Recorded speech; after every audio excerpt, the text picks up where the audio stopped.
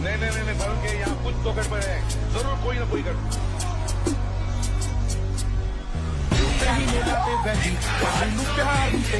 तुमच्यासोबतही असं होऊ शकतं, स्पेशली लर्नर लोकांसाठी जे नवीन नवीन गाडी शिकतात आहेत. तर मित्रांनो, पाहिलं आपण या व्हिडिओमध्ये की समोरचाही व्हेकल एक्झॅक्ट डायरेक्टली कमी वेळामध्ये डायरेक्टली लेफ्टचा इंडिकेटर देऊन तो ट्रॅक चेंज केला. कारण का, त्याच्यासमोर काय होतं तर तुम्ही बघितलेलंच आहे.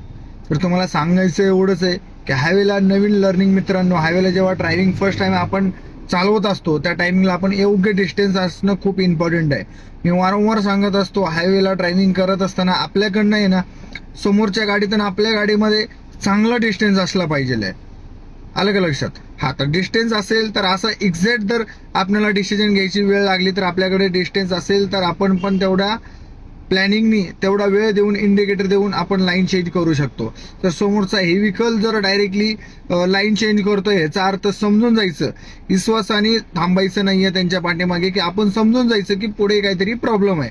प्रॉब्लेम म्हणजे काय, एकतर हे व्हेकल एवढा लवकर आणि एवढा फास्ट लाईन चेंज करत नाहीयेत. कंटेनर असो, हे व्हेकल ट्रक असतील, अशा प्रकारच्या गाड्या असतील तर त्या डायरेक्टली लाईन नाही चेंज करत. त्यांच्या पुढे असं रेंडम असा काहीतरी प्रॉब्लेम दिसला असेल तर त्याला वाचवण्यासाठी हे लोक असे लाईन चेंज करतात. तर तुम्हाला ट्रकच्या मागे ड्राईव्ह करत असताना तर तुम्हाला व्यवस्थित आणि योग्य डिस्टन्स ठेवूनच तुम्हाला ड्रायव्हिंग करायचंय.